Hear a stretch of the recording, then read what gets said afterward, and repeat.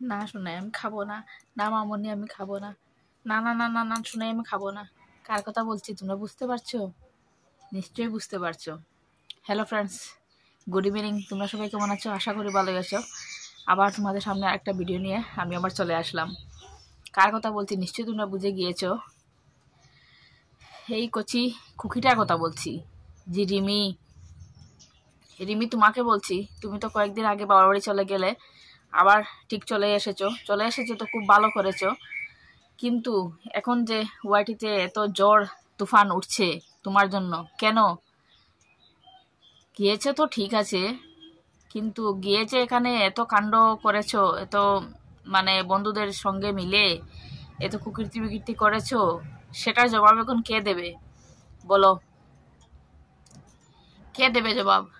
প্রীতম দেবে, না প্রীতমের মা দেবে, না বাবা দেবে, না তোমার মা বাবা দেবে? কে দেবে? কালকে দেখেছি তোমার বন্ধু বান্ধবী ওরা লাইভে এসে তো যা যা কথা বললো।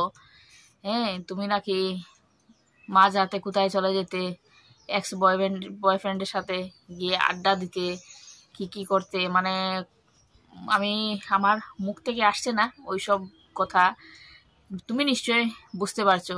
কিন্তু তুমি তো গিয়েছো মানে একটা ভালো মেয়ের মতো তো থাকার চেষ্টা করতে, যে আমি যাই হোক প্রীতমের বাড়ি থেকে চলে এসেছি, এসে আমি শান্তিতে ঘরে থাকি, বাবা মায়ের কথা শুনি।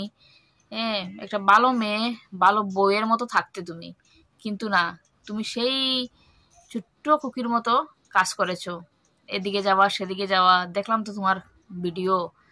তখন মানে আমি আমার অভিজ্ঞতা থেকে বলছি, আমি তোমাকে কোনো জ্ঞান দিতে আসিনি, জাস্ট বলেছি যে এখন তো গিয়েছো তোমার শ্বশুর বাড়িতে, গিয়েছো যখন এখানে কাউকে অসম্মান করো না, সুন্দরভাবে থাকো, ওদের পরিবারের সাথে মিশে থাকো, ওদেরকে অসম্মান মানে করার কোনো চান্স দেবে না। ঠিক আছে? ভালো মেয়ের মতো, ভালো বউয়ের মতো থাকার চেষ্টা করো।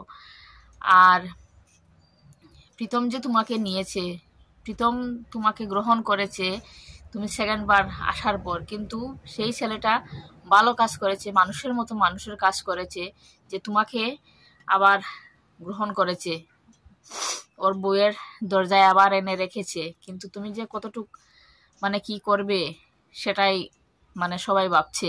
অনেকে তো অনেক মানে কমেন্ট করছে, অনেক বাজে বাজে কমেন্ট করছে, তোমার শাশুড়ি মায়ের ভিডিওতে কমেন্ট করে, লাইভে এসে কমেন্ট করে, তারপর প্রীতমের ভিডিওতে এসে কমেন্ট করে, অনেকে অনেক আজে বাজে কথা বলে, তোমাকেই কমেন্ট করে, সবাইকে, তোমার মাকেও এমনকি ছাড়ছে না, তোমার মাকেই সবাই কথা শোনাচ্ছে যে তোমার মা নাকি তোমাকে গাছে উঠিয়েছে, তোমাকে এই করেছে সেই করেছে।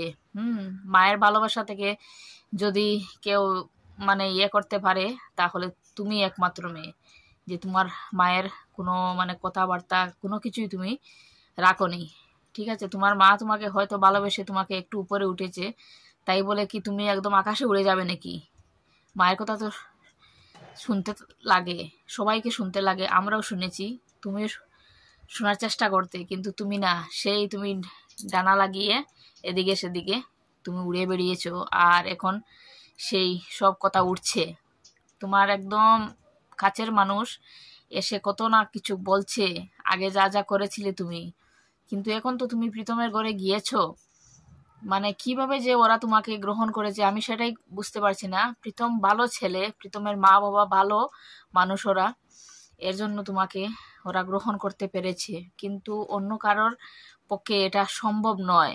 সবাই বলছে আমি হলে তো এই করতাম, আমি হলে তো সেই করতাম, সবাই বলছে। এমনকি আমি আমার নিজের কথাই বলছি, আমি যদি এইভাবে না বলে হুট করে চলে যেতাম আমার বাপের বাড়িতে, আমার বর তো আমাকে ফোন করতোই না, আমার ফোনই ধরতো না, এমনকি আমাকে আসতে দিত না। আর তুমি তো বাবার বাড়িতে যাওয়ার পর তুমি লাইভে এসে এত বাজে বাজে কথা বলেছো, মেয়ে হয়ে, একটা মেয়ের পক্ষে মুখ থেকে এত আজে বাজে কথা মানে বের হয় না, কিন্তু তুমি মেয়ে হয়ে তোমার শ্বশুর বাড়ির সম্পর্কে তুমি এইসব কথা বলেছো। এমনকি সব থেকে কাছের মানুষ, আপন মানুষ হয় নিজের স্বামী, তুমি স্বামীর সম্পর্কে তুমি এত বাজে বাজে কথা বলেছো, মানে কি বলবো। তবুও তোমাকে এই প্রীতম ছেলে তোমাকে গ্রহণ করেছে। প্রীতম অনেক, সত্যি বলছি, প্রীতম অনেক ভালো ছেলে। ভালো ছেলে, কিন্তু তুমি যাওয়ার পর থেকে যে ওর মুখে এত হাসি এসেছে, সবাই দেখে বুঝতে পারছে যে প্রীতম সত্যি তোমাকে ভালোবাসে। আর তুমি সত্যি ভালোবাসে কিনা বুঝতে পারবো না, কারণ তুমি এখানে গেলে একটা কথা বলো, সেখানে গেলে একটা কথা। তোমাকে এত বুঝতে পারছি না আমি কি, কেউ তোমাকে এখনো বুঝতে পারছে না যে তুমি, তোমার মনের ভিতরে এখনো পর্যন্ত কি চলছে। হ্যাঁ, কিন্তু প্রীতম সত্যি তোমাকে পেয়ে অনেক সুখী আছে, অনেক খুশি আছে। তোমাকে প্রীতম মানে সব সময় বলে যে আমি রিমিকে সুখী রাখতে চাই, আমি রিমিকে ভালো করতে চাই, রিমি ভালো হয়ে যাবে, ভালো হয়ে যাবে। তুমি, তোমাকে যে এত বিশ্বাস করে এই কথাগুলো ওয়াইটিতে এসে এত লোকের সামনে, সোশ্যাল মিডিয়াতে এইসব বলছে, কিন্তু তুমি ওকে অপমান করো না, না হলে ভগবান তোমাকে কখনো ছাড়বে না, কখনো ছাড়বে না। তোমার পাপের ভান্ডার কিন্তু একদম ভরে উঠেছে, কারণ তুমি নিজের স্বামীকে নিয়ে তো বাজে কথা বলেছো, তোমার শাশুড়ি মাকে নিয়ে বাজে কথা বলেছো, তোমার শ্বশুর মশাইকে নিয়ে বাজে কথা বলেছো। কোনো মানুষ তোমাকে মানে ক্ষমা করবে না, কিন্তু ওরা ওরা মানুষ বলে তোমাকে ক্ষমা করেছে, বুঝেছো? তোমাকে নিজের হাতে তোমার শাশুড়ি মা মুখে তুলে ভাত দিচ্ছে, খাইয়ে দিচ্ছে, এত আদর করছে। সবার কপালে এসব হয় না, তোমার কপাল আছে, বস মানতে লাগে। তোমার কপাল আছে বলেই এইভাবে তুমি শ্বশুরবাড়ি পেয়েছো। শ্বশুরবাড়ি সম্মান করো, সম্মান করে থাকো, হাসি ঠাট্টা করছো, ফুর্তি আনন্দ করছো। হ্যাঁ, এখন তোমার বয়স, তুমি ফুর্তি আনন্দ করবে, বরকে নিয়ে এদিকে সেদিকে যাও, ঘুরো, আনন্দ করো, কিন্তু তোমার মাথায় একটা কথা রাখবে যে তুমি যেন ওদেরকে অসম্মান আর না করো। তুমি বাপের বাড়িতে যাও, মিলো মিশো, সব কিছু ঠিক রাখো, কিন্তু এই যে লাইভে গিয়ে যে তুমি এত কিছু বাজে বাজে কথা বলেছো, এখন সবাই এইসব তুলে ধরছে, সবাই মানে একটা ক্লু পেয়েছে তোমার থেকে। তুমি নিজেই সেই রাস্তা বের করে দিয়েছো, কেউ সেটার দায়ী নয়, প্রীতমও দায়ী নয়, প্রীতমের মা না, বাবা না, তোমার মা বাবা কেউ না। তোমার মা যাই মানে বলুক না কেন, হ্যাঁ, তারপর তোমার প্রেগনেন্সি নিয়ে কথা উঠেছে।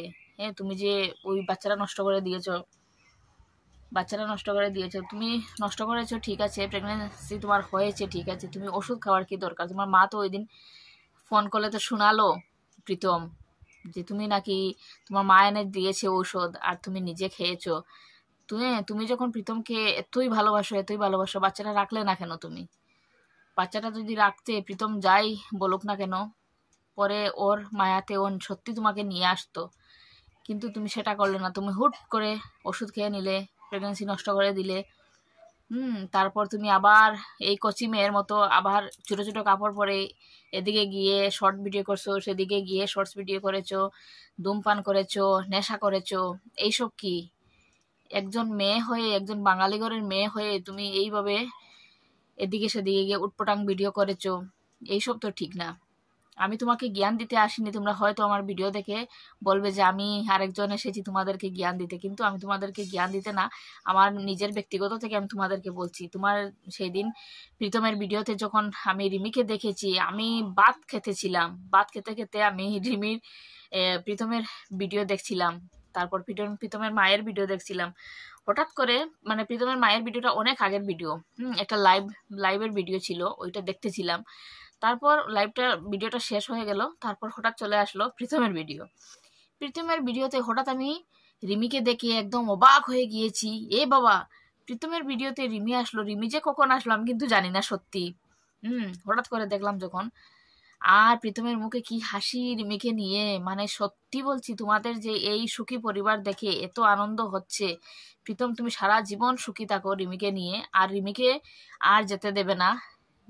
রিমি যতই পাগলামি করুক না কেন, রিমি যখন পাগলামি করবে তখন ডাক্তারের কাছে নিয়ে যাবেন, নিশ্চয়ই রিমির মাথায় কিছু আছে, না হলে নর্মাল মেয়ে কোনোদিন এইভাবে করে না। এখানে গিয়ে ওর বদনাম, সেখানে গিয়ে এর বদনাম, এইভাবে করে না, কিন্তু রিমির মাথায় কিন্তু নিশ্চয় কিছু আছে, নিশ্চয় কিছু চলছে। তুমি একটাবার ডাক্তার দেখাবে, যখন ও মানে দেখবে ওর বিহেভিয়ার গুলো ভালো না, তখন তুমি ওকে একবার ডাক্তার দেখাবে নিয়ে, ব্রেইনের ডাক্তার, তখন বুঝতে পারবে। আমি, আমার হাসি পাচ্ছে, মানে এত ভালোবাসা দেয় ওরা, এত ভালোবাসা দিয়ে এসেছে, তার মধ্যে করে ও মানে কেমন করে ওদেরকে রেখে ওর বাবার বাড়িতে গিয়ে বলে আমি আর যাব না, ওকে ডিভোর্স দিয়ে দেবো, এই করে দেবো, সেই করে দেবো। কি করে পারে একটা মেয়ে এইভাবে করতে? এত সুখী পরিবার, হ্যাঁ, শুধু রিমি, প্রীতমের বাবা মা, আর তো কেউ নেই বাড়িতে।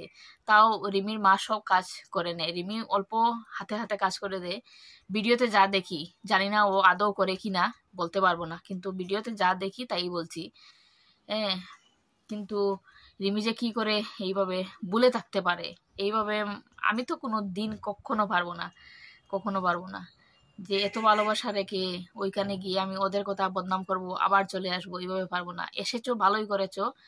হ্যাঁ, না তুমি না আসাতে প্রীতম অনেক স্যাড ছিল, মানে সব সময় ওর ভিডিওতে মানে একটা হাই হাই ভাব ছিল, মানে কি যেন ওর হারিয়ে গিয়েছে, কি যেন একটা নেই, কি যেন একটা নেই, এইভাবে মনে হয়েছে। কিন্তু এখন যে মানে প্রতিটা মুহূর্তে ওর মুখ থেকে হাসি পড়ে না, দেখবে সবাই বলছে যে প্রীতমকে এত হাসি খুশি দেখে সবাই এত আনন্দে পাচ্ছে, মানে আনন্দ পাচ্ছে ওকে দেখে।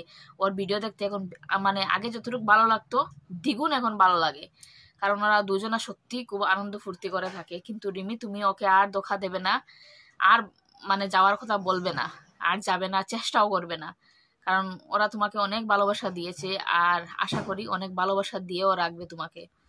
ঠিক আছে, ভিডিওটা আমি শেষ করছি। যদি আমার কোনো ভুল হয়ে থাকে তাহলে আমাকে ক্ষমা করবে। আমার ব্যক্তিগত থেকে আমার মনের ভিতরে যা চলছিল এতদিন থেকে, তাই তোমাকে বললাম, রিমিকে বললাম, তারপর প্রীতমকে বললাম, প্রীতমের মা বাবাকে বললাম, সবাইকে বললাম। আমাকে খারাপ কিছু মনে করো না। টাটা।